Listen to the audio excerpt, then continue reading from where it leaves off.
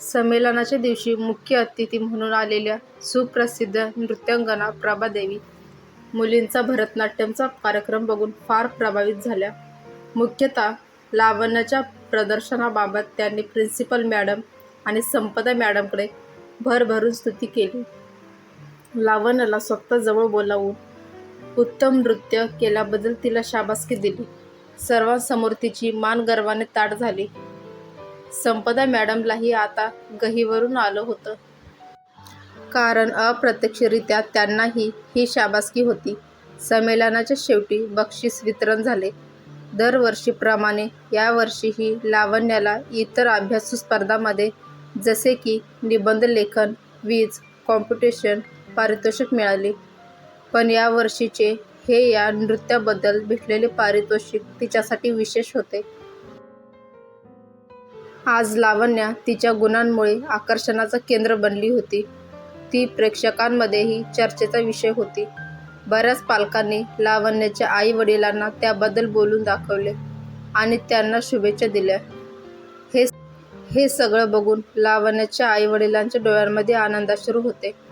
राजेशला कुठेतरी खंत होती की तो पालक म्हणून लावण्याच्या प्रतिभेची पारख करू शकला नाही.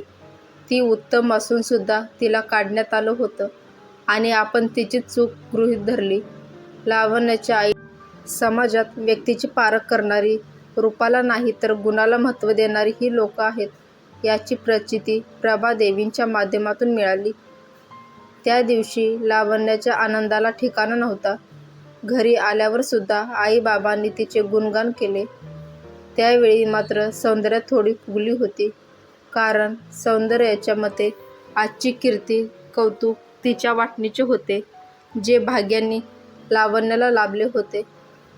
संमेलनाच्या दुसऱ्या दिवशी रविवार असल्यामुळे सुट्टी होती. सुट्टीचा दिवस मुलींसाठी मनसोक्त खेळण्याचा, धमाल करण्याचा असायचा. परंतु त्या दिवशी सकाळी सौंदर्याला अभ्यास करत असल्याचे बघून बाबांनी तिला विचारले, "काय गं, आज सकाळी सुट्टीच्या दिवशी अभ्यास?" त्यावर सौंदर्या म्हणाली, "यावर्षी मला क्लासमध्ये टॉप करायचे आहे." बाबा म्हणाले, "बरं, कळलं.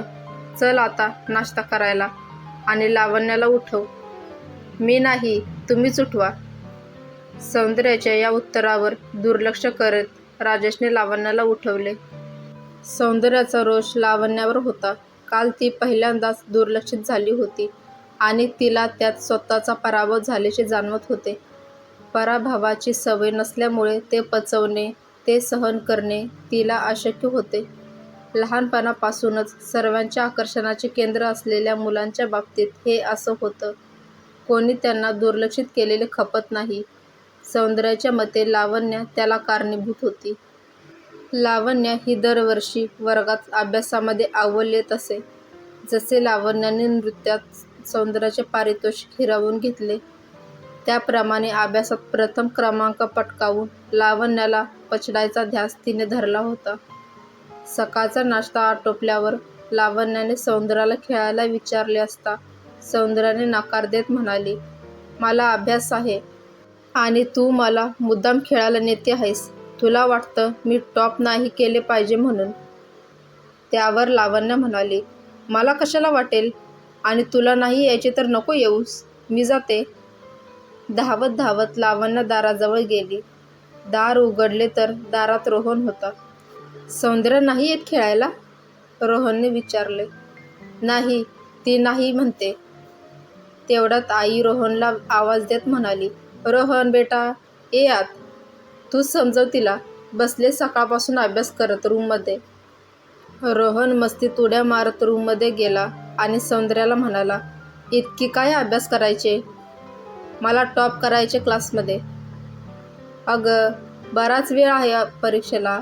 आतापासूनच अभ्यास केला तर तू विसरून जाशील आणि तुला मग परीक्षेच्या वेळी पुन्हा तेच करावे लागणार. मग काय इतका अभ्यास करून फायदा?" रोहन आणि लावण्या दोघेही हसायला लागले. "ए, जा वेड्या, काही बोलतोस? मी नाही येत." सौंदर्या रागात त्याला म्हणाली. रोहन पुन्हा तिची खोड काढत म्हणाला, "अगं, चल ना प्लीज. आम्हाला आमच्यातर्फे इतर मुलांशी भांडायला कोणीतरी लागेल आणि तू तर आपल्या ग्रुपचा दादा आहेस. त्यावर सौंदर्या चिडून उठली. मी भांडखोर का? थांब, दाखवते तुला. रोहनने धावता पाय काढला. रोहन आणि लावण्या धावत दारातून बाहेर पडले आणि सौंदर्या त्यांच्या पाठीमागून धावत निघाली. रोहन तसा बोलण्यात फार पटाईत असल्यामुळे त्याने तिला खाली गेल्यानंतर तिची स्तुती करून हरभऱ्याच्या झाडावर चढवले आणि तिला खेळासाठी म्हणावले. लावण्याच्या आणि सौंदर्याच्या संबंधात आज प्रथमच एवढी कटुता जाणवत होती. एरवी तसे त्यांचे चांगलेच जमायचे. शाळेत वर्गामध्येही दोघी एकत्र एका बाकावर बसायच्या, सोबत जेवायच्या, खेळायच्या. दोघींच्या आवडीनिवडीत सुद्धा फार साम्य होते. विशेष म्हणजे दोघींचा जवळचा मित्रही एकच, तो म्हणजे रोहन. सुट्टीनंतर दुसऱ्या दिवशी शाळेत सौंदर्याने वर्गात स्वतःची बसायची जागा बदलली. हे बघून लावण्याला थोडा राग आला. सौंदर्याच्या या वागण्यामुळे सौंदर्याला तिचे यश खपत नाही असेच लावण्याला जाणवायला लागले. त्या दिवशी शाळेच्या मधल्या सुट्टीमध्ये कॅन्टीनला लंच करता रोहन आणि लावण्य एकत्र बसले. सौंदर्या मात्र दुसऱ्या मुलींबरोबर त्यांच्या टेबलवर जेवायला बसली. ती आपल्याबरोबर का नाही जेवत? काय झालंय हिला? हे रोहनने लावण्याला विचारले. लावण्य म्हणाली, माहीत नाही, कालपासूनच अशी विचित्र वागते. क्लासमध्ये सुद्धा आता माझ्याजवळ नाही बसत ती. रोहन जागेवरून उठत, थांब, तिला आणतो बोलावून. रोहनने तिला बोलावले, पण आता लावण्याने सुद्धा तिच्याबरोबर बसायला नकार दिला. तेव्हा रोहनने दोघींना एक अट घातली की जर त्यांच्याशी मैत्री ठेवायची असेल तर तो जेव्हा केव्हा कधी असेल तेव्हा त्या दोघींना सोबत असावे लागेल, नाही तर तो त्या दोघींशी कधीही बोलणार नाही. यावर दोघींचा नाईलाज झाला. त्या दिवसानंतर रोहन असेल तेव्हाच त्या दोघी एकत्र असायच्या. इतर वेळी त्या दुरावल्या होत्या. घरात एका रूममध्ये असून सुद्धा आता सौंदर्या लावण्याबरोबर खेळायची नाही. त्यांच्या संबंधामधील हा बदल त्यांच्या आईवडिलांना सुद्धा जाणवला. अधूनमधून ते त्यांना बोलायचे, तुम्ही दोघी बहिणी मग एकत्र खेळायचे, एकमेकांची काळजी घ्यायची. पण या सांगण्याचा त्यांच्यावर काही परिणाम झाला नाही. आता हळूहळू लावण्या पण तिच्या त्या तिरकस वागण्यामुळे कमीच बोलायची. आई वडिलांना वाटले कालांतराने हे सगळं ठीक होईल. सध्या दोघी लहान असल्यामुळे हट्ट धरून बसल्या असतील. दिवसामागून दिवस गेले. सौंदर्या फार जोमाने अभ्यासाला लागली होती. क्लासमध्ये जशी दोघींची प्रतिस्पर्धा सुरू झाली होती. शिक्षक वर्गामध्ये जेव्हा कधी मुलांना प्रश्न विचारायचे तेव्हा कोण आधी हात वर करून उत्तर देतं याची त्या दोघींमध्ये होड लागायची. 6 माही परीक्षा झाली. त्यामध्ये कोणत्या विषयात लावण्याला जास्त गुण तर कोणत्या विषयात सौंदर्याला. मात्र 1% सौंदर्याला लावण्याने पछाडले. तेव्हा ते सौंदर्याला खपले नाही. मात्र आई बाबांना तर कौतुक होते. कारण एक मुलगी क्लासमध्ये अव्वल होती आणि दुसरी मुलगी दुसऱ्या क्रमांकावर. पण सौंदर्याला त्यात समाधान नव्हते. आई बाबांना तिला फार समजवावे लागले. तेव्हा तात्पुरती ती सामान्य झाली. पण दोघींचे शीतयुद्ध सुरूच होते. वार्षिक परीक्षा जवळ आली. दोघीही एकमेकींना पछाडण्यासाठी जोमाने तयारीला लागल्या होत्या. रोहन अधूनमधून खेळायला बोलवायचा. तेवढ्यापुरत्या त्या खेळायच्या. पण कधी कधी दोघींपैकी एकीने जरी अभ्यास करायचे ठरवले तर दुसरी ते बघून खेळायला जायची नाही. वार्षिक परीक्षा झाली. निकाल आला. त्यावेळेस प्रथम सौंदर्याने लावण्याला पछाडले. लावण्याला पछाडून सौंदर्याने तिचे लक्ष्य पूर्ण केले होते. त्याचा तिला फार आनंद झाला. सौंदर्याचे आनंदी असणे म्हणजे लावण्याला खिजवल्याप्रमाणे भासू लागले. आई वडिलांना आता मात्र चिंता वाटत होती. कारण या प्रतिस्पर्धेचा अंत त्यांनाही ठाऊक नव्हता. शेवटी त्यांच्या वडिलांनी शाळेत दोघींना वेगवेगळ्या वर्गात सामील करण्याची शिफारस मुख्याध्यापकांकडे केली आणि त्यांनी ती मान्य केली. लावण्य रोहनच्या वर्गात 6B मध्ये गेली. त्यानंतर दरवर्षी दोघी आपापल्या क्लासमध्ये अव्वल यायच्या. पण यामध्ये कोणाला किती गुण जास्त यावरून दोघी एकमेकींबरोबर तुलना करायच्या. 10वी मध्ये दोघींनीही चांगले गुण मिळवले आणि 12वीला विज्ञान शाखेत प्रवेश घेतला. मात्र तिथेही वेगवेगळ्या वर्गात. दोघीही तारुण्याच्या उंबरठ्यावर होत्या. वयात आलेली सौंदर्या आणखी सुंदर दिसायला लागली होती. तिच्या पांढऱ्या हळदीसारख्या अंगावर वेगळाच निखार दिसत होता. तिच्या नारंगी ओठांना कोणत्याही लिपस्टिकची गरज भासत नव्हती. तिच्या हसऱ्या चेहऱ्यावरील गालाची खळी कोणत्याही तरुणाला घायल करत अशी होती. एखाद्या नटीला सुद्धा लाजवेल असे तिचे रूप होते. कोणतीही नजर तिला चुकवू शकत नव्हती. तिची एक नजर कोणत्याही तरुण हृदयाचे ठोके चुकवायला पुरेशी होती आणि तिला हे चांगलेच ठाऊक होते. त्यामुळे तिला तिच्या रूपाचा अहंकार असल्याचे तिच्या व्यक्तिमत्वात झळकत होते. या विपरीत लावण्याचा निर्जीव, असामान्य चेहरा हा सहानुभूतीचा पात्र ठरत होता. पण तिचे पाणीदार डोळे मात्र फार बोलके होते. तिच्या मनातील भावनांचा आलेख तिच्या डोळ्यांमध्ये दिसत असे. वयाच्या या टप्प्यावर येईपर्यंत पदोपदी तिला बरेच असे अनुभव आले होते, ज्यांनी तिला तिच्या कुरूप होण्याची जाणीव करून दिली होती. याची छाप तिच्या मनावर अशी पडली की कारण नसतानाही प्रत्येक अनोळखी नजरही जशी तिला हीन लेखत होती असे भासायचे. त्यामुळे अशा नजरा टाळण्याकरिता ती स्वतःची नजर नेहमी खाली ठेवायची. पण तरीही तिच्या हृदयात कुठेतरी आशेचा दीप तेवत होता. आता कुठे आयुष्याच्या नवीन अध्यायाला सुरुवात झाली होती. स्वकर्तृत्वावर आयुष्यात काहीतरी मोठे करू याची तिला खात्री होती. त्यामुळे नंतर लावण्या 12वीत शाळेत प्रथम आली. दोघींनीही इंजिनिअरिंग एंट्रन्सला चांगला स्कोअर केला होता. 12वीनंतर जेव्हा इंजिनिअरिंग कॉलेजला ॲडमिशनची वेळ आली तेव्हा शहरातील सर्वात उत्तम कॉलेज दोघींनाही हवे होते आणि दोघींची शाखाही एकच, कॉम्प्युटर इंजिनिअरिंग असल्यामुळे त्यांना एकाच वर्गात प्रवेश घ्यावा लागला. ॲडमिशन झाल्यावर दोघी वडिलांबरोबर एकदा कॉलेज बघायला गेल्या होत्या. कॉलेजची ती भव्य इमारत बघून दोघी फार उत्साहित झाल्या. कॉलेजची वास्तू 50 वर्षे जुनी दगडी बांधकामाची होती. कॉलेजचा परिसर बराच मोठा होता. त्यात सभोवताली जुनी मोठाली दाट झाडे इमारतीचे आणि त्या परिसराचे सौंदर्य वाढवत होते. कॉलेजच्या प्रवेशद्वारातून आत शिरताच मध्यभागी एक मुख्य इमारत होती. तिथे कॉलेजची ऑफिसेस, स्टाफचे केबिन्स होते. त्या इमारतीच्या दोन्ही बाजूला काही अंतरावर इतर इमारती होत्या. प्रत्येक इमारत ही दगडी बांधकामाची आणि तेवढीच भव्य होती. प्रत्येक इमारतीला त्या इमारतीबरोबर धावत असलेले व्हरांडे, त्यात प्रत्येक 10 फूटला असलेले दगडी खांबाची रांग छताला आधार देण्याबरोबरच त्या इमारतीची शोभा वाढवत होते. हे सगळं बघून त्या आणखीच हुरूपल्या आणि कॉलेज सुरू होण्याची वाट बघू लागल्या. काही दिवसात कॉलेज सुरू होणार होते. पुस्तकांबरोबर दोघींनीही स्वतःसाठी कपडे, मेकअप खरेदी केले. शाळेच्या त्या विटाळवाण्या पोशाखापासून आता मुक्तता झाली होती. कॉलेज जीवन म्हणजे स्वच्छंदता, यौवनाच्या उंबरठ्यावर मिळालेला मोठासा कोरा कॅनव्हास, ज्यावरती आपल्या भावनारूपी, स्वप्नरूपी, आकांक्षारूपी ब्रशने हवे ते रंग उधळायचे. 70 mm ची अशी फिल्म, ज्यामध्ये रोमान्स, ॲक्शन, ड्रामा हे सर्व बघायला मिळण्याची संभावना होती. दोघीही कॉलेजला जाण्यासाठी आतुर झाल्या होत्या.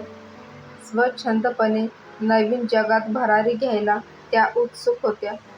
कल्पनांची विमाने मनाच्या नाभात त्या उडवू लागल्या होत्या आणि आपापल्या स्वप्नांमध्ये फार हरवून गेल्या होत्या.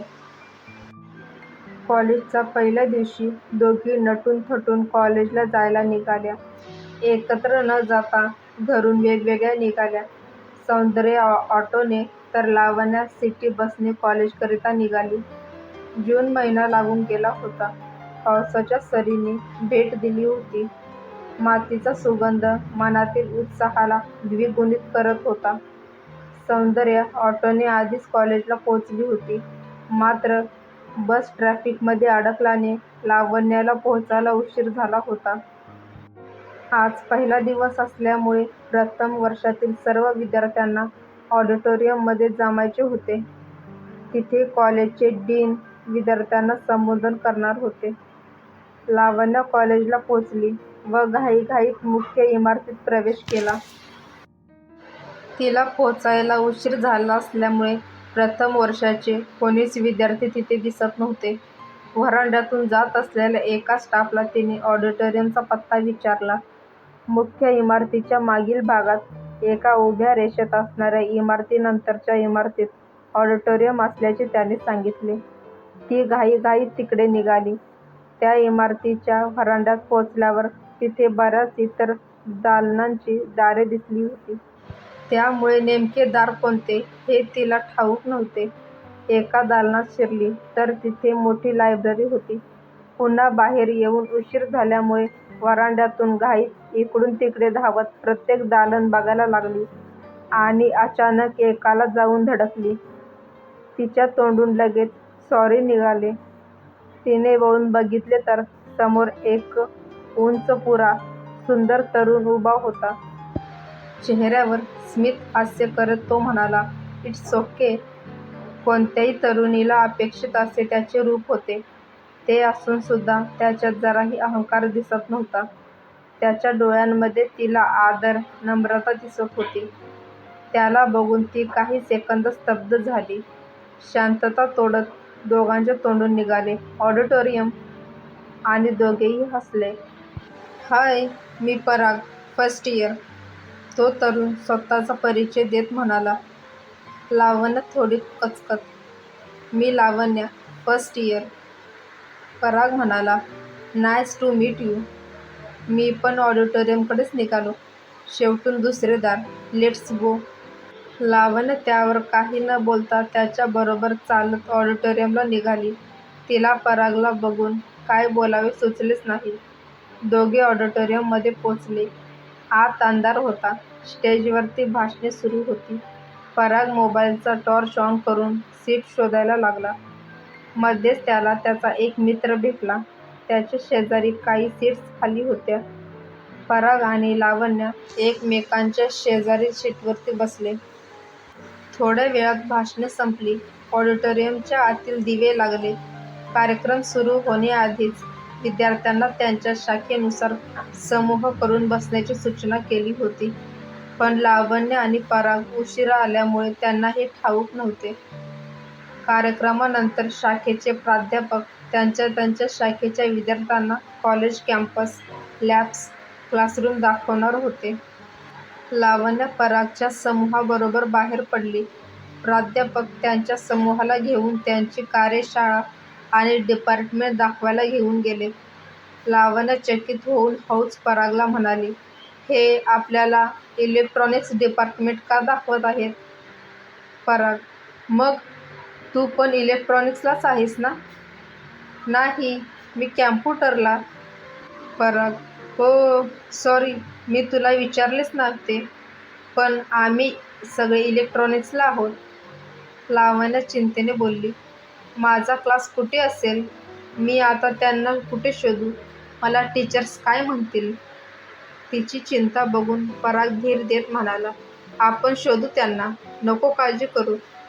परागने त्याच्या एका मित्राला खुणावत बोलावले आणि त्याच्या कानात काहीतरी सांगून प्राध्यापकाचे लक्ष चुकवीत तो लावण्याला घेऊन तिच्या कॅम्प्युटर शाखेच्या समूहाला शोधायला निघाले.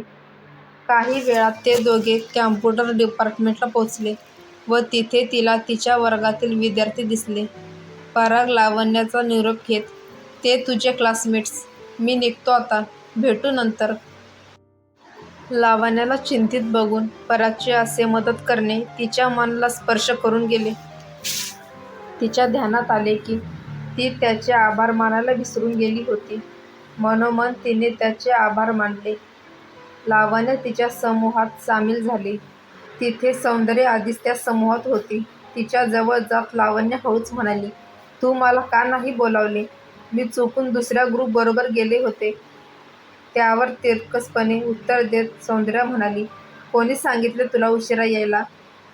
लावण्याला जाणवले की सौंदर्यापासून कोणतीही अपेक्षा करणे चुकीचे आहे. कारण ती सौंदर्यासाठी फक्त एक प्रतिस्पर्धी होती.